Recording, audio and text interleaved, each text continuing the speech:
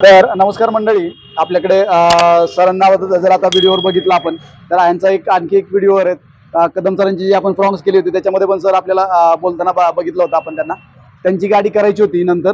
तर आज आपण त्या गाडीचं पण आपण ब्रेझा झालेली आहे 2022चं मॉडेल आहे. 2022चं मॉडेल आहे. आणि महत्वाची एक गोष्ट अशी आहे की आपण या व्हिडिओमधनं एक गोष्ट रिव्हील करतोय की हायब्रिड ज्या गाड्या होत्या ही 2022ची हायब्रिड ब्रेझा आहे.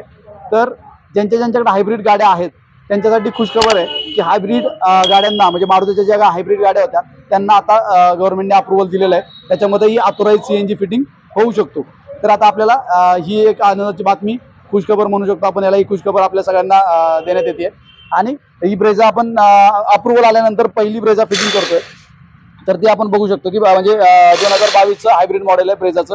तिच्यामध्ये आपण मी जसं सिक्वेन्शियल 8 इंजेक्टरवाला प्रॉपर सिंगल ECM मध्ये आहे तो आपण याच्यामध्ये इन्स्टॉल केला आहे. आणि सरांनी आता गाडी चालवली आहे. किती किलोमीटर झाली असेल गाडी आता तुमची पूर्ण? आता हा आपण रनिंग किती केलं आता? साधारण 14 ते 15 किलोमीटर. 14-15 किलोमीटर गाडी चालवली आहे. आणि गाडीचं म्हणजे तुम्ही जे म्हणत होता ते कसा आहे एक्सपिरियन्स, म्हणजे आपल्या व्ह्यूअर्स आहे त्यांना एक्सपिरियन्स म्हणजे तर असा आहे, पहिला जे मी पहिल्यापासून म्हणत होतो तुम्हाला की बाबा जे मला लॅगिंग ज्या गाडीत असतं ते जाणवलं नाही पाहिजे अजिबात. आणि मी तुमच्याकडनंच लास्ट टाइम तुम्हाला पण माहिती आहे की मी पहिल्या 2 गाड्यांना माझ्या सीएनजी करून घेतलेलं आहे. दुसरीकडनं केलेलं आहे बाहेरनं केलेलं आहे. तो एक्सपिरियन्स मला सांगितलं होतं सरांनी. आणि तो आपण मागच्या व्हिडिओ मध्ये पण सांगितलं. परत सांगा. आता परत सांगायचं कारण हेच की आता माझ्या गाडीत जी फिटिंग केली ना, असं म्हणजे ओळखू देत नाही कंपनीचं मटेरियल कुठलं येतात आणि आता सीएनजीचं जे फिटिंग केलेलं आहे ते कुठलं येते. म्हणजे आता ह्या गाडीमध्ये कळतच नाही. कळतच नाही. आधीचं कसं होतं? आधी सगळे इकडे तिकडे वायरी गेलेल्या होत्या नाही. असं कनेक्शन हे इतकं नीट अँड क्लीन नव्हतं.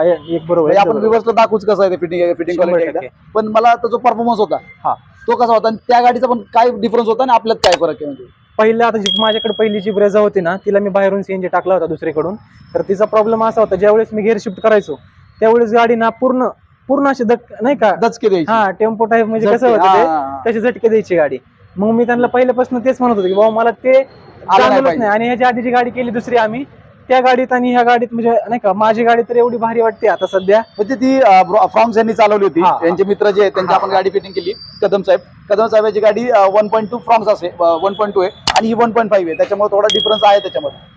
तो डिफरन्स येणारच आहे. त्याच्यामुळे तुम्हाला वाटतं की आणि पॉवर अशी कुठंच कमी वाटत नाही की बाबा आपण सीएनजी टाकलंय आणि बाबा गाडी कुठं अंडर पॉवर वाटते. म्हणजे आपण एसी मध्ये पण चालवून फुल एसी चालवून बघितली, नॉन एसी चालवली.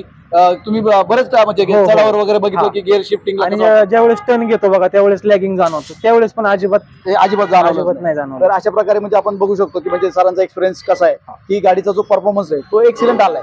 पण गाडी अशी उचल म्हणजे हायब्रिड गाड्या लोक सक्सेस होत नाही किंवा नाही त्याच्यामध्ये प्रॉब्लेम येतो. तर तो तसा काही आपल्याला एक्सपिरियन्स आपल्याला बघायला नाही मिळाला.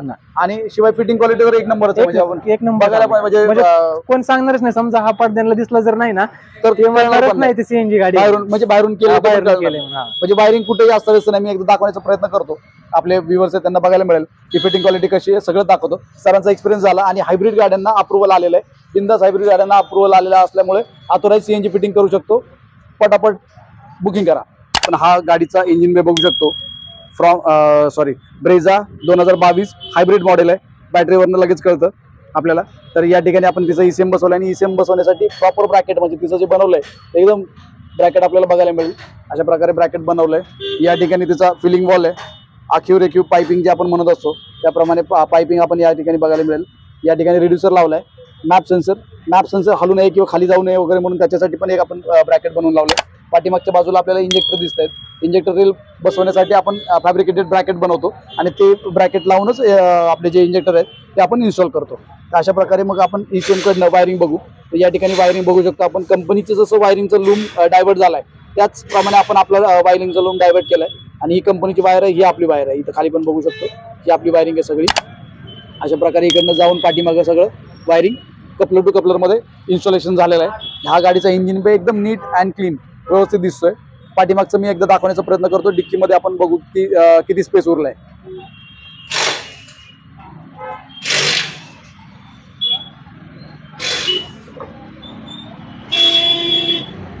तर हा इतका स्पेस आपण बूटमध्ये बघू शकतो. 60 लिटरचा टँक आपण या ठिकाणी इन्स्टॉल केलाय आणि प्रॉपर त्याचं इन्स्टॉलेशन झालंय. या ठिकाणी आपण बघू शकतो प्रॉपर डक्टिंग वगैरे झाली आहे आणि प्रॉपर चेसीमध्ये माउंट करतो आपण त्याचं जे ब्रॅकेट आहे. आणि एवढा स्पेस आपल्याला या ब्रेझामध्ये बघायला मिळतं. इतका स्पेस उरलेला आहे, म्हणजे बऱ्या 50% स्पेस आपल्याला वापरायला मिळतो. तर अशा प्रकारे गाडी फिटिंग झाली, आपण डिलिव्हर करतोय. व्हिडिओ आवडला तर नक्की लाईक करा, शेअर करा आणि सबस्क्राईब करायला विसरू नका. धन्यवाद.